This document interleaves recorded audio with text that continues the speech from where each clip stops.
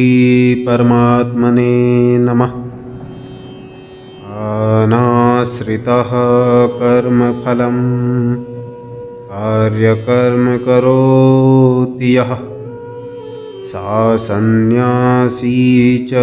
योगी च न निर्गीन चाक्रियः। नमस्कार दोस्तों, सनातन मित्र चैनल से आपका दोस्त मैं दीपक परमार। छठा अध्याय। उसके उपरांत श्री कृष्ण महाराज बोले, हे अर्जुन,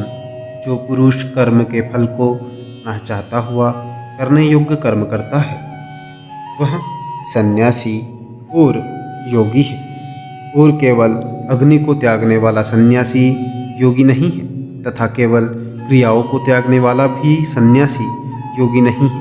इसलिए है अर्जुन, जिसको सन्यास ऐसा कहते हैं उसी को तू योग जान, क्योंकि संकल्पों को ना त्यागने वाला कोई भी पुरुष योगी नहीं होता है। समत्व बुद्धि रूप योग में आरूढ़ होने की इच्छा वाले मननशील पुरुष के लिए योग की प्राप्ति में निष्काम भाव से कर्म करना ही हेतु कहा है, और योगारूढ़ हो जाने पर उस योगारूढ़ पुरुष के लिए सर्व संकल्पों का अभाव ही कल्याण में हेतु कहा है। जिस काल में ना तो इंद्रियों के भोगों में आसक्त होता है तथा ना कर्मों में ही आसक्त होता है, उस काल में सर्व संकल्पों का त्यागी पुरुष योगारूढ़ कहा जाता है। यहाँ योगारूढ़ता कल्याण में हेतु कही है। इसलिए मनुष्य को चाहिए कि अपने द्वारा अपना संसार समुद्र से उद्धार करे और अपने आत्मा को अधोगति में ना पहुँचवाए, क्योंकि यहाँ जीवात्मा आप ही तो अपना मित्र है और आप ही अपने शत्रु है, अर्थात और कोई दूसरा शत्रु या मित्र नहीं है। उस जीवात्मा को वहाँ आप ही मित्र है कि जिस जीवात्मा द्वारा मन और इंद्रियों सहित शरीर जीता हुआ है, और जिसके द्वारा मन और इंद्रियों सहित शरीर नहीं जीता गया है, उसका वहाँ आप ही शत्रु के सदृश शत्रुता में बरतता है। हे अर्जुन, सर्दी, गर्मी और दुख, सुख आदि में तथा मान और अपमान में जिसके अंतःकरण की वृत्तियाँ अच्छी प्रकार शांत है, अर्थात विकार रहित है, ऐसे स्वाधीन आत्मा वाले पुरुष के ज्ञान में सच्चिदानंद परमात्मा सम्यक प्रकार से स्थित है, अर्थात उसके ज्ञान में परमात्मा के सिवा अन्य कुछ है ही नहीं। ज्ञान विज्ञान से तृप्त है अंतःकरण जिसका, तथा विकार रहित है स्थिति जिसकी, और अच्छी प्रकार जीती हुई है इंद्रिया जिसकी, तथा समान है मिट्टी, पत्थर और स्वर्ण जिसके, वह योगी युक्त अर्थात भगवत की प्राप्ति वाला है। ऐसे कहा जाता है, जो पुरुष सुहृदय, मित्र, वैरी, उदासीन, मध्यस्थ, द्वेषी और बंधुगणों में तथा धर्मात्माओं में और पापियों में भी समान भाव वाला है, वह अतिश्रेष्ठ है। इसलिए उचित है कि जिसका मन और इंद्रियों सहित शरीर जीता हुआ है, ऐसा वासना रहित और संग्रह रहित योगी अकेला ही एकांत स्थान में स्थित हुआ निरंतर आत्मा को परमेश्वर के ध्यान में लगावे। शुद्ध भूमि में कुसा, मृगछाला और वस्त्र है, उपरोपरि जिसके ऐसे अपने आसनों को न अति ऊंचा और न अति नीचा स्थिर स्थापना करके और उस आसन पर बैठकर तथा मन को एकाग्र करके चित्त और इंद्रियों की क्रियाओं को वश में किया हुआ अंतःकरण की शुद्धि के लिए योग का अभ्यास करे। उसकी विधि इस प्रकार है कि काया, सिर और ग्रीवा को समान और अचल धारण किए हुए दृढ़ होकर अपनी नासिका के अग्रभाग को देखकर अन्य दिशाओं को ना देखता हुआ और ब्रह्मचर्य के व्रत में स्थिति रहता हुआ भय रहित तथा अच्छी प्रकार शांत अंतःकरण वाला और सावधान होकर मन को वश में करके मेरे में लगे हुए चित्त वाला और मेरे परायण हुआ स्थित होवे। इस प्रकार आत्मा को निरंतर परमेश्वर के स्वरूप में लगाता हुआ स्वाधीन मन वाला योगी मेरे में स्थिति रूप परमानंद पराकाष्ठा वाली शांति को प्राप्त होता है। परंतु हे अर्जुन, यह योग ना तो बहुत खाने वाले का सिद्ध होता है और न बिल्कुल ना खाने वाले का, तथा न अति शयन करने के स्वभाव वालों का और न अत्यंत जागने वालों का ही सिद्ध होता है। यहाँ दुखों का नाश करने वाला योग तो यथा योग्य आहार और विहार करने वालों का तथा कर्मों में यथा योग्य चेष्टा करने वालों का और यथा योग्य शयन करने तथा जागने वाला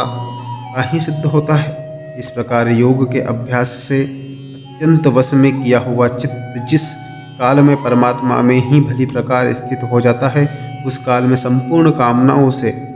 स्पृहारहित हुआ पुरुष योग युक्त ऐसा कहा जाता है। जिस प्रकार वायु रहित स्थान में स्थित दीपक चलायमान नहीं होता है, वैसी ही उपमा परमात्मा के ध्यान में लगे हुए योगी के जीते हुए चित्त की कही गई है। हे अर्जुन, जिस अवस्था में योग के अभ्यास से निरुद्ध हुआ चित्त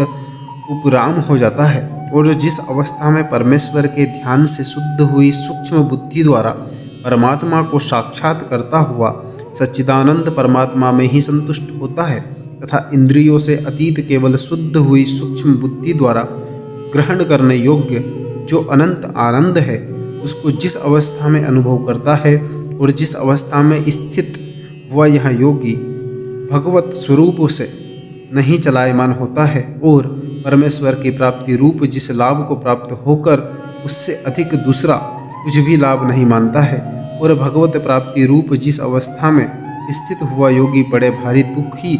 से भी चलायमान नहीं होता है, जो दुख स्वरूप संसार के संयोग से रहित है तथा जिसका नाम योग है, उसको जानना चाहिए। वह योग ना उकताए हुए चित्त से अर्थात तत्पर हुए चित्त से निश्चय पूर्वक करना कर्तव्य है। इसलिए मनुष्य को चाहिए कि संकल्प से उत्पन्न होने वाली संपूर्ण कामनाओं को निःशेषता से अर्थात वासना और आसक्ति रहित त्याग कर और मन के द्वारा इंद्रियों के समुदाय को सब ओर से ही अच्छी प्रकार वश में करके क्रम से अभ्यास करता हुआ उपरामता को प्राप्त होवे तथा धैर्य युक्त बुद्धि द्वारा मन को परमात्मा में स्थित करके परमात्मा के सिवा और कुछ भी चिंतन ना करे, परंतु जिसका मन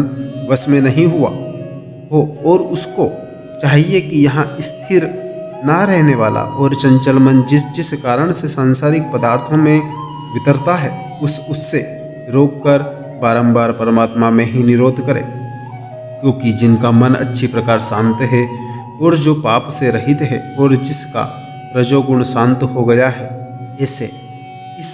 सच्चिदानंद ब्रह्म के साथ एक ही भाव हुए योगी को अति उत्तम आनंद प्राप्त होता है। वहाँ पाप रहित योगी इस प्रकार निरंतर आत्मा को परमात्मा में लगाता हुआ सुखपूर्वक पर ब्रह्म परमात्मा की प्राप्ति रूप अनंत आनंद को अनुभव करता है। ये अर्जुन, सर्वव्यापी अनंत चेतना में एक ही भाव से स्थित रूप योग से युक्त हुए आत्मा वाला तथा सब में समभाव से देखने वाला योगी आत्मा को संपूर्ण भूतों में बर्फ में जल के सदृश व्यापक देखता है और संपूर्ण भूतों को आत्मा में देखता है, अर्थात जैसे स्वप्न से जगा हुआ पुरुष स्वप्न के संसार को अपने अंतर्गत संकल्प के आधार देखता है, वैसे ही वह पुरुष संपूर्ण भूतों को अपने सर्वव्यापी अनंत चेतन आत्मा के अंतर्गत संकल्प के आधार देखता है। जो पुरुष संपूर्ण भूतों में सबके आत्मरूप मुझ वासुदेव को ही व्यापक देखता है और संपूर्ण भूतों को मुझ वासुदेव के अंतर्गत देखता है, उसके लिए मैं आदृश्य नहीं होता हूँ और वह मेरे लिए आदृश्य नहीं होता है, क्योंकि वह मेरे में एक ही भाव से स्थित है। इस प्रकार जो पुरुष एक ही भाव में स्थित हुआ संपूर्ण भूतों में आत्मा रूप से स्थित मुझ सच्चिदानंद वासुदेव को भजता है, वह योगी सब प्रकार से बरतता हुआ भी मेरे में ही बरतता है, क्योंकि उसके अनुभव में मेरे सिवा अन्य कुछ है ही नहीं। हे अर्जुन, जो योगी अपनी सादृश्यता से संपूर्ण भूतों में सम देखता है और सुख तथा दुख को भी सब में सम देखता है, वह योगी परम श्रेष्ठ माना गया है। इस प्रकार भगवान के वाक्यों को सुनकर अर्जुन बोले, हे मधुसूदन, जो यहाँ ध्यान योग आपने समत्व भाव से कहा है, इसकी मैं मन के चंचल होने से बहुत काल तक ठहरने वाली स्थिति को नहीं देखता हूँ, क्योंकि हे कृष्ण, यहाँ मन बड़ा चंचल है और प्रमथन स्वभाव वाला है तथा बड़ा दृढ़ और बलवान है, इसलिए इसका वश में करना मैं वासु की भांति अति दुष्कर मानता हूँ। इस प्रकार अर्जुन के पूछने पर श्री कृष्ण भगवान बोले, हे महाबाहो, निसंदेह मन चंचल और कठिनता से वश में होने वाला है, परंतु हे कुंती पुत्र अर्जुन, अभ्यास अर्थात स्थिति के लिए बारंबार यत्न करने से और वैराग्य से वश में होता है। इसलिए इसको अवश्य वश में करना चाहिए, क्योंकि मन को वश में ना करने वाले पुरुष द्वारा योग दुष्प्राप्त है, अर्थात प्राप्त होना कठिन है, और स्वाधीन मन वाले प्रयत्नशील पुरुष द्वारा साधन करने से प्राप्त होगा सहज है, यह मेरा मत है। इस पर अर्जुन बोले, हे कृष्ण, योग से चलायमान हो गया है मन जिसका, ऐसा शिथिल यत्न वाला श्रद्धा युक्त पुरुष योग की सिद्धियों को अर्थात भगवत साक्षात्कार को ना प्राप्त होकर इस गति को प्राप्त होता है। हे महाबाहो, क्या वहाँ भगवत प्राप्ति के मार्ग में मोहित हुआ आश्रय रहित पुरुष छिन्न भिन्न बादल की भांति दोनों ओर से अर्थात भगवत प्राप्ति और सांसारिक भोगों से भ्रष्ट हुआ नष्ट तो नहीं हो जाता है? हे कृष्ण, मेरे इस संशय को संपूर्णता से छेदन करने के लिए आप ही योग्य हैं, क्योंकि आपके सिवा दूसरा इस संशय का छेदन करने वाला मिलना संभव नहीं है। इस प्रकार अर्जुन के पूछने पर श्री कृष्ण भगवान बोले, हे पार्थ, उस पुरुष का ना तो इस लोक में और ना परलोक में ही नाश होता है, क्योंकि हे प्यारे, कोई भी शुभ कर्म करने वाला अर्थात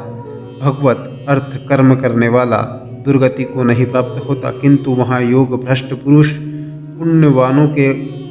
लोकों को अर्थात स्वर्गादिक उत्तम लोगों को प्राप्त होकर उनमें बहुत वर्षों तक वास करके शुद्ध आचरण वाले श्रीमान पुरुषों के घर में जन्म लेता है, अथवा वैराग्य भाव पुरुष उन लोगों में ना जाकर ज्ञानवान योगियों के ही कुल में जन्म लेता है। परंतु इस प्रकार का जो यहाँ जन्म है सो संसार में निसंदेह अति दुर्लभ है। वह पुरुष